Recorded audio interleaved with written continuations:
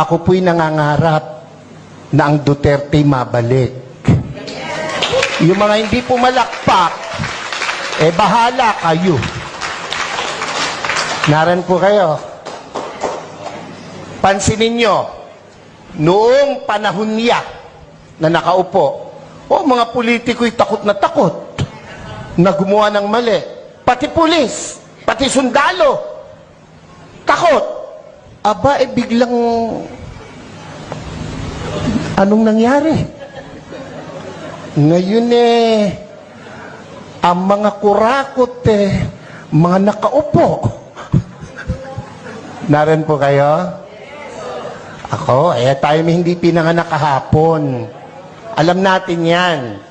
Bakit ang isang obispo ay sumusuporta sa ganito?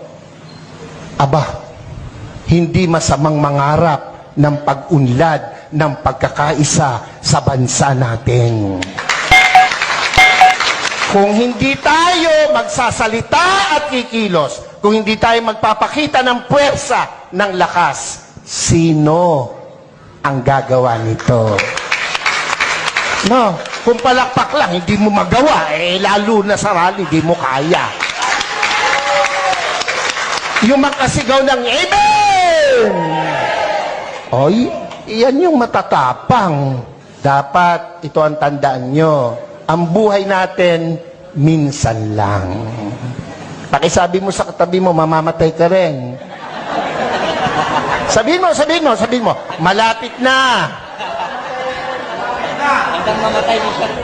Pero, bago mamatay, napakagandang nagparinig ka, nagparamdam ka para sa bayan. Yun ang pinakamahalaga sa lahat. Amen po? Ako po hindi takot makulong, mabugbog, basta't iparamdam mo yung gusto mong iparamdam. Mga Bulakenyos, mga kasama kong taga-Caloocan, Zambales, Pampanga, aba, hindi masama na suportahan natin itong rallying to. Yung iba na pe-pressure ng kung sino, natural lang yon. Ang nami-pressure sa kanila, siguro nasa taas. Dahil kung nasa baba, hindi nila papansinin. Pero, aba tayong malaya, huwag tayong pa-pressure kahit kanino.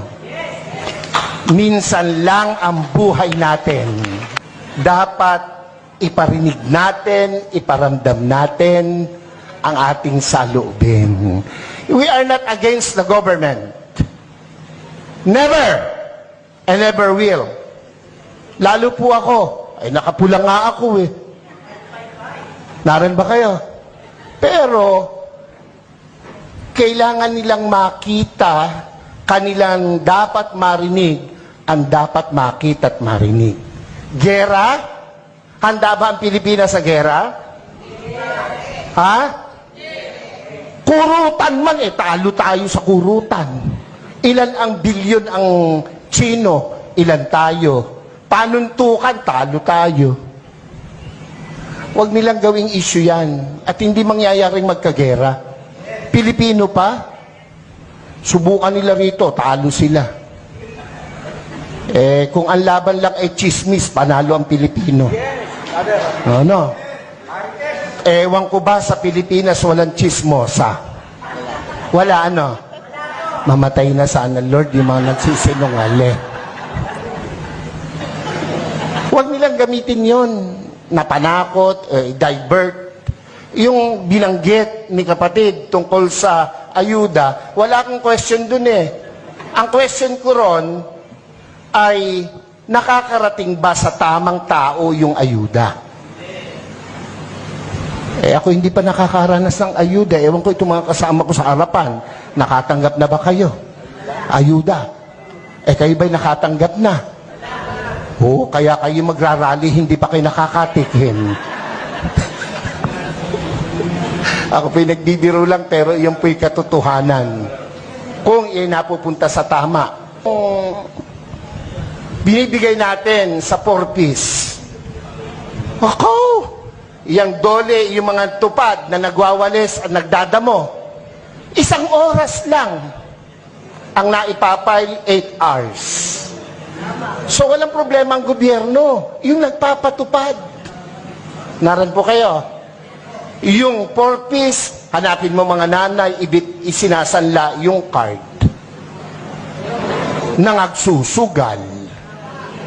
Hindi ako against dyan, pero dapat tama ang binibigyan. Naran po kayo? Oo. Pag dumaan sa politiko, dole. Ang magwawalis, mayayaman pa sa amin. Pero naka-uniform, nasa lilim, nagkikwentuhan. Ang pinagkikwentuhan, ganito lagi. Alam mo ba?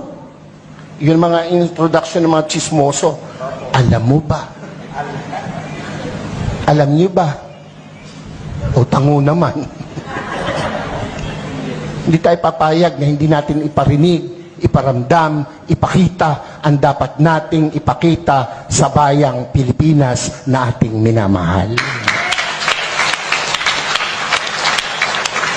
Ako po, kung matetreten sila sa pagtakbo ng mga Duterte, matreten sila. Bakit? Matitino yung Duterte. Ako po, kahit obispo, nung panahong iyan ay lumalaban, ako po'y kasama. Ako po'y nangitim. Ako'y inalukan na maupo sa kabinet. Hindi ko tinanggap. Ang gusto ko'y makita siyang namamahala. Kung anong ginawa niya sa Davao, gawin niya sa Pilipinas. At ginawa niya sa Pilipinas.